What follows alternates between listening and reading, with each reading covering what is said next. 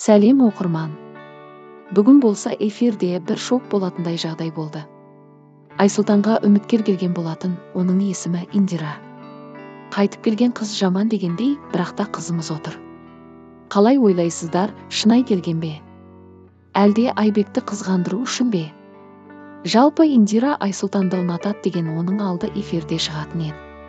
Сол кезде жылы жабылған еді. Ал қазір болса сол кездегі ойлардың бәрі рас болып тұр ғой. Айсұлтан мүлдем күтпегенін айтқан болатын. Әсерім күшті деді Индираға қарап. Және бірінші сұрағы жүрегіңіз босап үлгерді ме деген болатын. Индира болса әлбетте ұмыта алмайсың. Бірау көзден кеткен көңілден де кетеді. Айбекті жібердім, сол үшін жаңа таныстыққа толықтай дайынмын. Оған болса Альмира Айсұлтанға қарап осы сұрағын орынсыз болды дейді. Тағдырларың ұқсас, кезінде сендерді біреулер бағаламай кеткен болатын. Айсұлтан болса Индира менің типажымдағы қыз деп басын көтеріп жауап берді. Менің талғамымда сары қыздар, шаштары да сап-сары болғаны ұнайды деген болатын Айсұлтан. Айбек көріп қатысушылардың арасынан бірінші сөйлеген болатын. Қош келдің Индира, мен енді не айтам? Керемет таңдау жасап келдің, дұрыс қой. Қызда өз бақытын табу керек дегендей.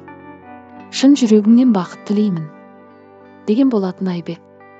Солай Индира мен Айсұлтан сырласу бөлмесіне кеткен болатын. Одан Айбекке үміткері келді. Және де соңғы жауаптарын айтуға келгенде Айсұлтан шығып таныстық Индирамен жалғасады деген болатын. Индира болса жылап қойды. Айбек оны көріп Айсұлтан мен Индираның таныстығына қарсы болды. Айбекке келген үміткері жайына қалды. Соңында Айбек үміткерді жіберіп Индирамен өзім сөйлесіп көрем деді.